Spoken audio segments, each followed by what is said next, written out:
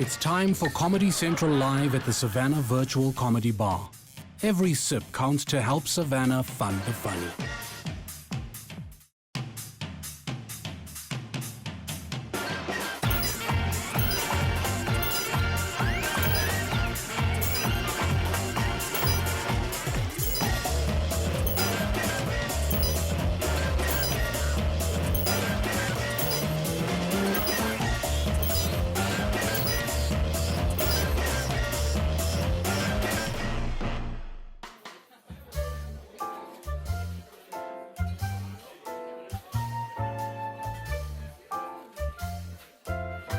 Hey there, welcome to Savanna Virtual Comedy Bar.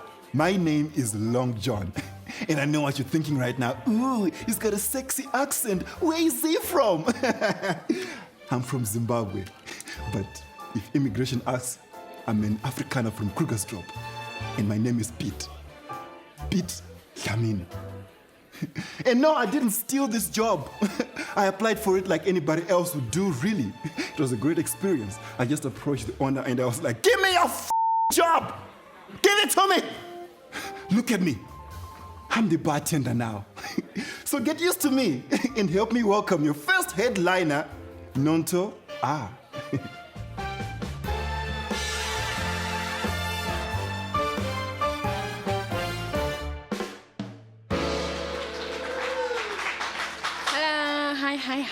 Thank you. So guys, I want us to have this conversation, right? Because I know how you men think, hey, only you, one chick, hey, it's got the mind of its own. Well, let me tell you something. Even ours, it's got the mind of its own. There's this state of mind that only happens to us once a month. Every girl will agree to this. No matter how good your relationship is. I try to be a good wife, to be virtuous, Proverbs 31 wife. But there's just this one time, once a month, where my mind just goes and it does its own thing. I call it the heuristic state. Heuristic state, right? When the heuristic state comes, you want a lot of men, but all at once. Men don't know this. I'm about to teach you. See, this one time I was at the barber when it started. I did not know what hit me.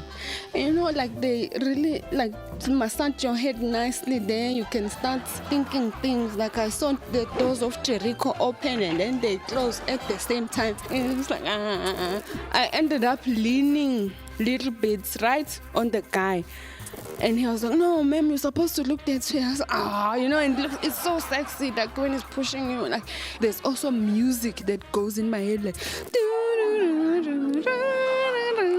everything just becomes romantic, guys.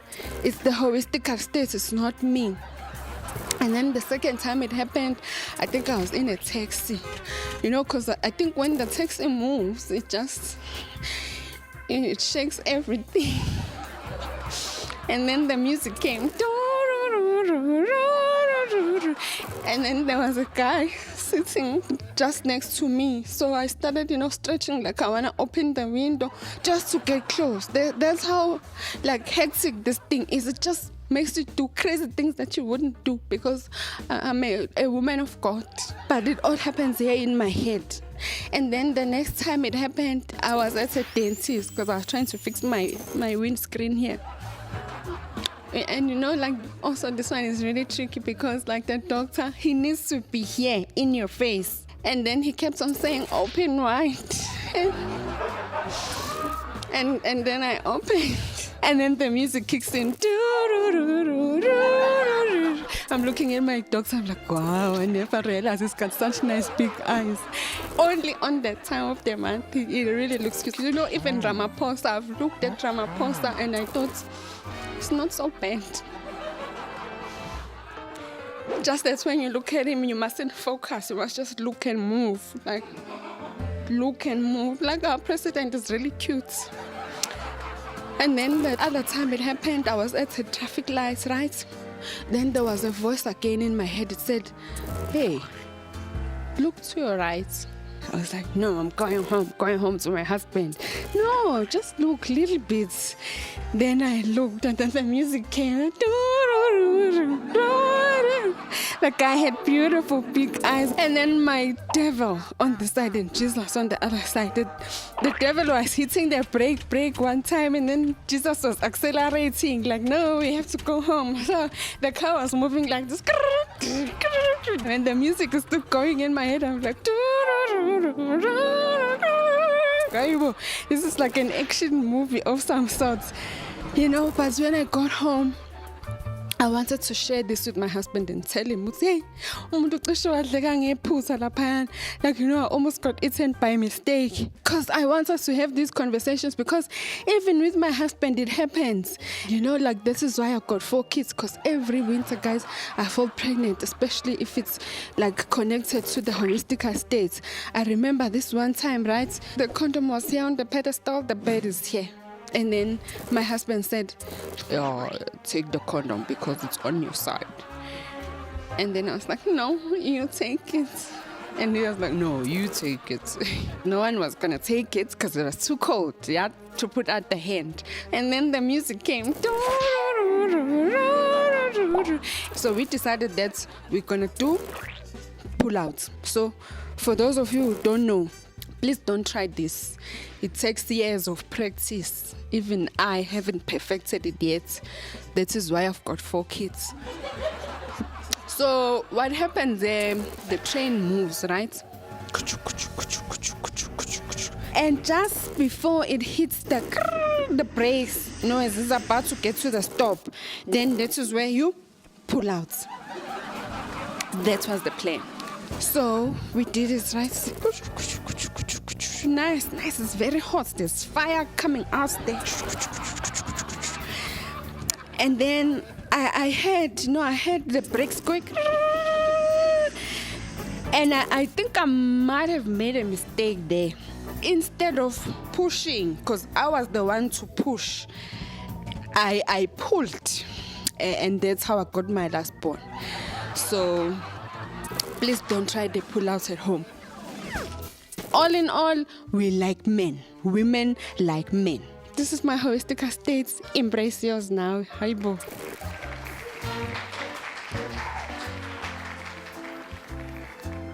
You know, it's hard being a Zimbabwean living in South Africa. People have these weird assumptions, like just because I'm Zimbabwean, I don't have a passport. I mean, come on, guys. I do have a passport. Just doesn't belong to me. Anyway, help me welcome the man I'm sharing a passport with, Tyson.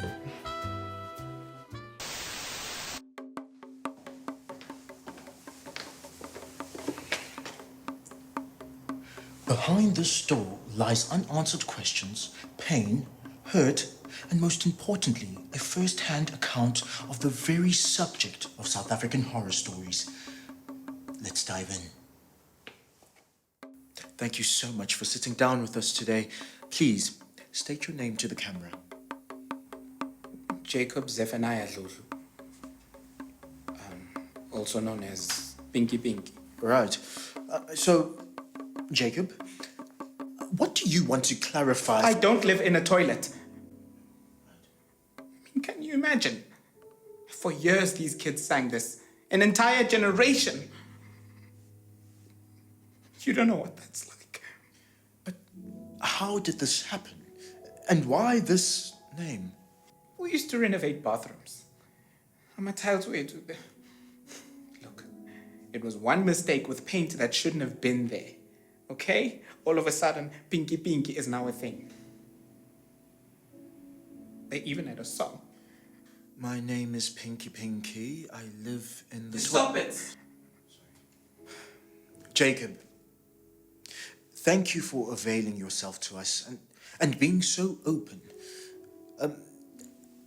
Today you have let the world in, and I assure you that they will welcome you back with open arms, just not in front of mirrors.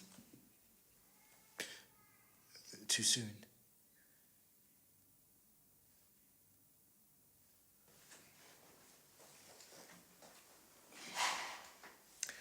So, Zachariah. No, please. Bluey. Right. Okay. Bluey. You're the lesser known supernatural being. In fact, no one knows who you are. So how would the rules of demonic terror apply with you? Ay, man, no, yabo, because mina ngihlale garage, yabo. So you in the garage and you reach for a star, but you grab the flat instead, then me, Nyafu. Yeah. Right. Do you feel you are in your brother's shadow?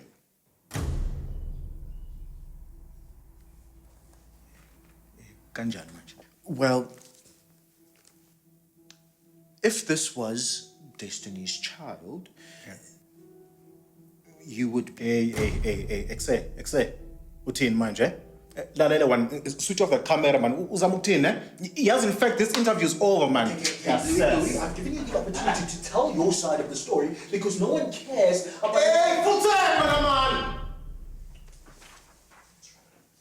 Bluey continues to deny that he lives in his brother's shadow. His disavowal of the truth will be the factors that hinder him from making a mark. And as it stands, that looks highly unlikely. Next week, we interview a true veteran of the demonic arts. Is it a costume or is it a man? We interview Impundulu, not to be confused with Impendulo.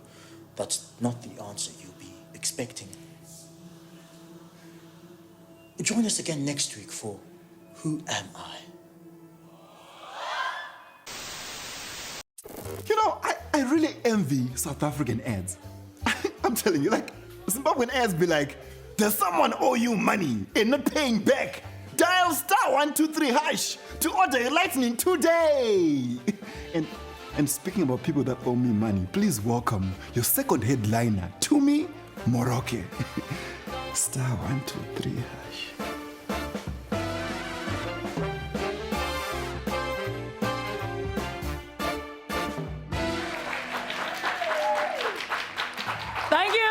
Thank you for getting me out of the house. Just, oh my God. No, seriously, thank you. I've had enough of my kids. I love them so much. It's enough. And I'm also grateful for the rains. It's raining. Yes. The dams are full. Thank you. Hey, we have been praying for rain. Hallelujah. Yeah. Hey, I'm convinced it's white prayers that worked finally, not the black ones. Black people prayers, we off-ramp. Black people prayers off-ramp, my friend. We are all driving to Cape Town and you wonder, when did we get to Mozambique? That is a black prayer. White people are focused when they pray. That's why their prayers are answered. They focus, they arrive at God's office with an agenda. Black people, we arrive with a whole entourage and some crazy prayer protocol before we even enter the office. Like white people get there and then they say what they need to say. And they say thank you in advance to God. Hey, they get to Uncle God and they laugh. Ready? You know? Our prayers, we must tell God who we are like he doesn't know. We must tell him who we came with. We must tell him how we got there, who let us in, and all the intel we have on him so that he doesn't say no because we aren't even asking for miracles on the same level as what he's done before because we've got his files. You know what I mean? It's like a Nonto commission when you're speaking to God. You're like, hey, the God of Moses, God of Israel, you who brought the Israelites through the Dead Sea, you who drove the chariot of fire with Elijah. And God is like, yeah, that's my vibe. And then... you know, like by the time we are done, all you hear is God hangs up. God hangs up because he doesn't care. He was there. Not white people, my friend. They get straight to the point. Because as we have those aunties, those aunties who arrive even when somebody has passed. They are those aunties who just want to speak to God in parables. Like they go, no, God, I'm going to go Jesus on your ass. It makes no sense. That's why God only answers white people prayers. Well, it could also be because they are Karens. Can you imagine a Karen nagging God? Like, dear Father God. Then God is like, Jesus. Okay, sharp. Hell, Karen, if I answer this one, because how many Hail Marys do you have to go through? Like, don't you finish them already? Like, you finished all your rosaries and now you've made a belt out of rosaries. You Karen. And then if I answer your prayers, will you just leave me alone? Because Karen is there. Karen is there. Karen is with God, even about sourdough bread. That's how much Karen is bothering God. That level of prayer. Okay? But I find it entertaining. I won't lie. I love people with faith. I love people who pray. You know, especially the long-winded aunties, because they are the narrators, man. Like, the one thing that I do miss ever since lockdown is attending people's wakes. I wish they could bring that back, the night vigil, because nobody understands how entertaining that is. Because even though we all speak the same language, the auntie needs an interpreter. It doesn't matter. We all speak, but he needs an interpreter, and he's going to want to tell you everything about this guy. And like, you know, when Trump had COVID, they should have called that auntie to come and pray, because that's the auntie who will arrive and go, trumpet. Because you know he's Trump, ne? But he can't just be Trump. You need the drum. You need the drama. Trumpet. Because he talks too much, he becomes the trumpet. Trumpet.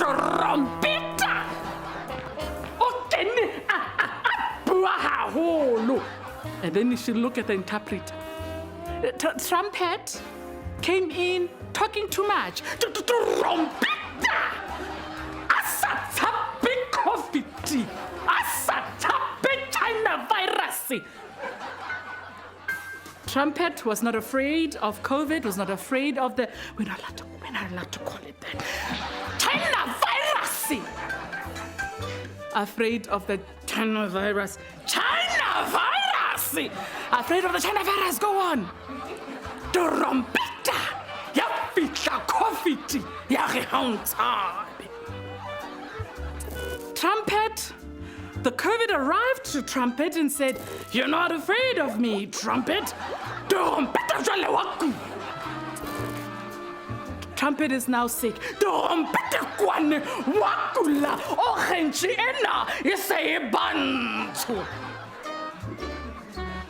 Trump's orange is now becoming black because he's sick.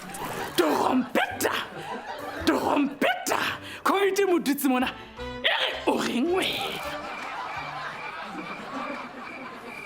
The COVID is sitting on Trump's neck saying, "What are you saying?" Yes. What are you saying? Like, Trompeta is saying the Church of Floyd. We can't believe. We can't believe. We can't believe. We can't do that trompeta. Trump is now like George Floyd with the COVID, saying he can't breathe. He can't breathe. He can't breathe. And then it's over. It's over. Hempa trompeta! Hola tule ke Elisha kakoloyi ya mollo. And now Elijah has fetched Trump in his chariot of fire. Usia Melania, uya lehotimong, Maria. He's now leaving Melania and going to Mary in heaven. But Trump must pray.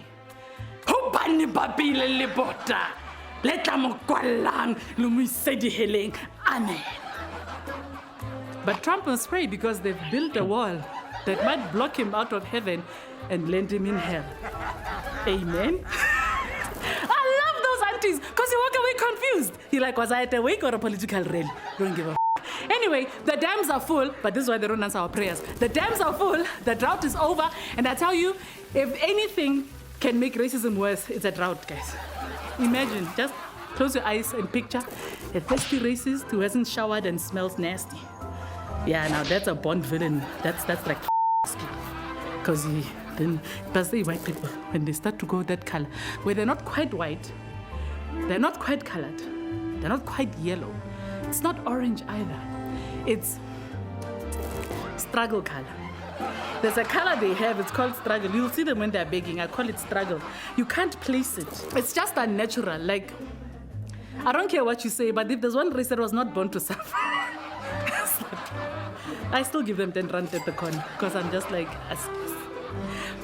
I'm just glad that Cape Town can finally stop being dramatic. Because the whole country was in a drought, but Cape Town, you would have thought Cape Town was the only place that had a drought. They were the most dramatic. They weren't the hardest hit. They were just the most dramatic, okay? Like, A pregnant woman would walk around and be like, oh, my water broke. Hey, save water. There'd be a guy under here with a bucket catching the water because you can't just break water and waste water. It's be like, sorry, madam, I'm going to flush with this. You know what I mean? Thank you.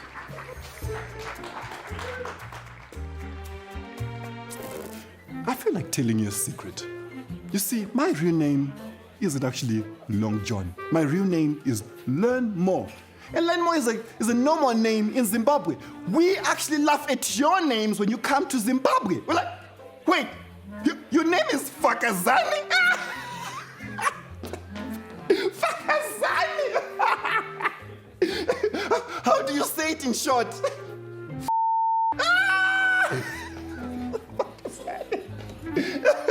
You see, the reason why Zimbabweans give their kids names like this is because Zimbabweans, we believe their children tend to become what we name them. You see, I used to have a friend named Kiss Not.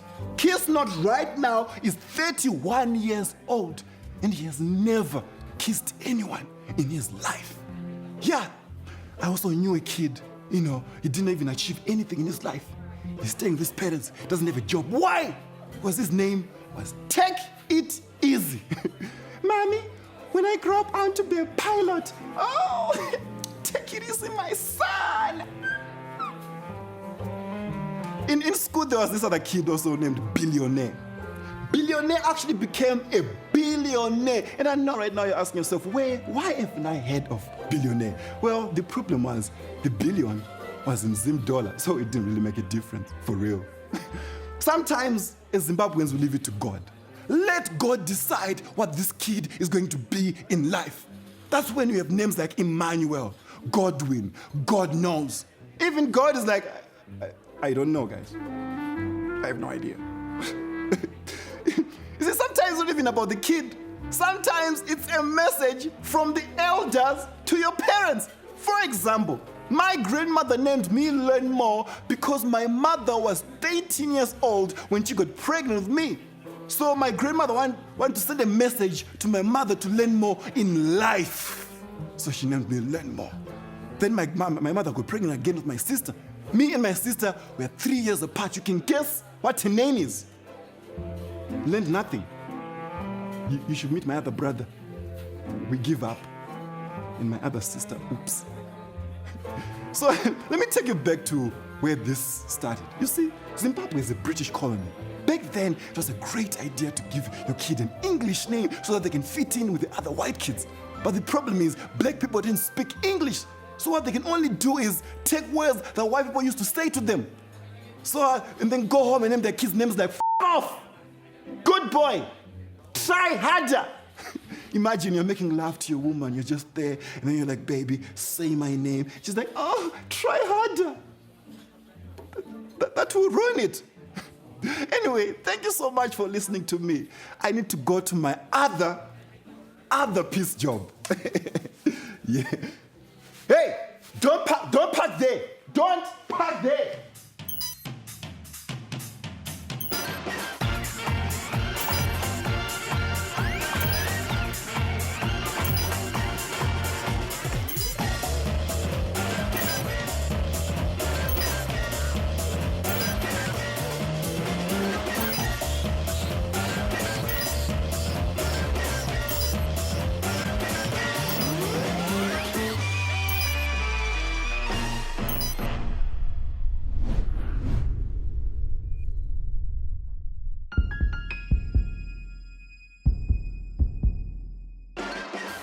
Thanks for watching and supporting comedy with the crisp taste of Savannah, because shops don't accept punchlines at the till.